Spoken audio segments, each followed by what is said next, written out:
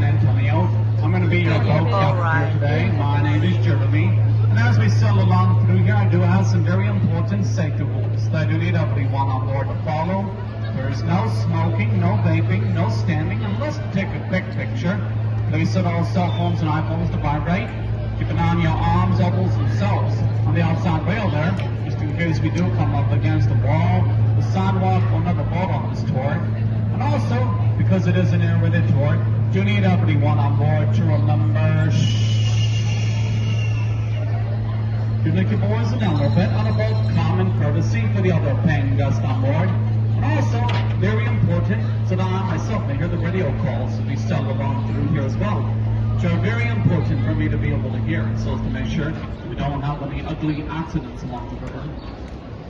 But other than that, our first stop for our tour is just across from where we departed from, at the Hilton Palacio del Rio Hotel to the left of our boat. Spanish Fort Palace on the river, one of a few hotels that has been built in the downtown of San Antonio over the years. This one in particular was built from 1967 to 68 at a record-breaking 202 working days using a very unique building method back then. You look above the fourth floor, each of these rooms here look like boxes.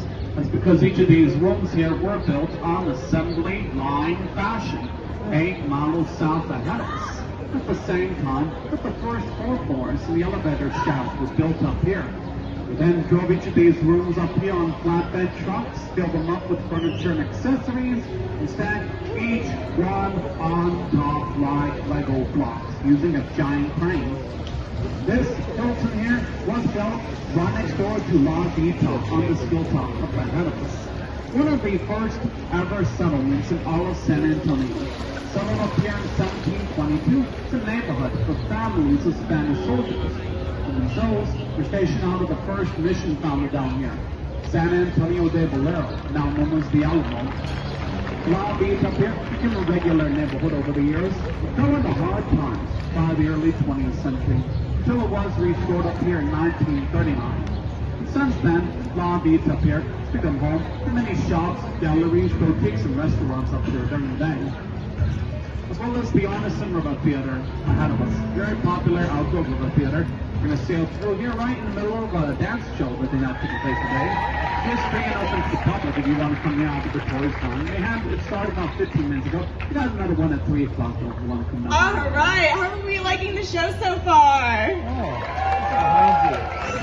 This next dance is going to be an excerpt from our October show called Visions of October. We do it every fall, and we have dances themed around Halloween and fall time. And this dance we see choreographically.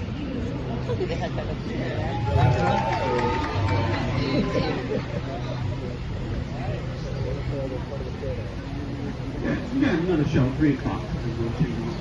Just past the Arneson River Theater, coming up to the bottom of our boat, the sail on your sculpture over here depicts an old cattle driver. They used to come through town in the mid-1800s. Back when San Antonio was a big cattle and ranching town, before the arrival of the railroad in 1877. And this sculpture sits right in front of the Bristol Western Art Museum, itself having been founded in 2013, named in honor of Dolph Bristol Jr., former governor of Texas, who himself had an extensive collection of wild Western art memorabilia. It's all collected on the inside of this museum to this day, including Santana's ceremonial sword, Pancho Villa's gold saddles, diorama, Battle of the Alamo, and also meet with a recorded live interview with the architect Ted Pilsen, who designed this sculpture behind us. Mark, we're just past the Bristol Western Art Museum. We're going to sail underneath Plessis Street Bridge. And as we sail out from underneath Plessis Street Bridge, on the other side, we're going to sail by Malsonet's table, coming up to the bottom of our boat. This diamond-shaped iron sculpture over here was placed here in 1991 to honor the 300th anniversary of the first Catholic Mass that occurred along this river. It was on June 13th of 1691 by the missionary Damien Malsonet, hence Malsonet's table, which sits right on top of Marriage Island here. Little outcropping of land here, again off to the right side of our boat, sticking out in front of the Hotel Contessa, known as Marriage Island over here, because it is in fact the most popular place along the Riverwalk for getting married at. Hence Mary Jolly over here. Just past Mary Jolly, I'm going to sail underneath the old mill crossing, so named because of the old Nat Moose Mill that was founded here in 1845, which used to grind grain for many of the citizens until 1890. Thus, marks Ravenous the last major crossing along the river for horse-drawn carriages before the arrival of the automobile in San Antonio. Marks will sail by the Weston Hotel to the Rendezvous itself, the last major hotel to ever open along the Riverwalk in the last century. Opened in November of 1999, just across the river from the Tower Light Building, way up to the left of our boat in the sky right here. This very popular fixture, the San Antonio skyline right here, itself opened to the public on June 1st, 1929. It's the Smith and Young Tower, named after its original owners, the Smith brothers, and their lawyer, J.W. Young, who wanted to build this big, huge complex of buildings on this whole area of land to our left, which they planned would be similar to New York City's Rockefeller Center. They're going to call that project Bowen's Island, the skyscrapers, with the Smith and Young Tower here as the centerpiece. Unfortunately, once again, this building opened to the public on June 1st, 1929. The stock market crashed just a few months later.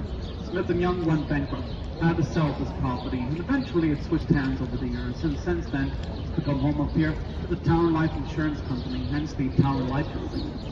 Well, if you do look just below the second floor windows here, you'll see these stone faces. These are called grotesque. These stone faces, or grotesque, were in fact put up here by Smith and Young in the 1920s. Originally, in order to ward off evil spirits and bad businesses. So of course they didn't work, since again,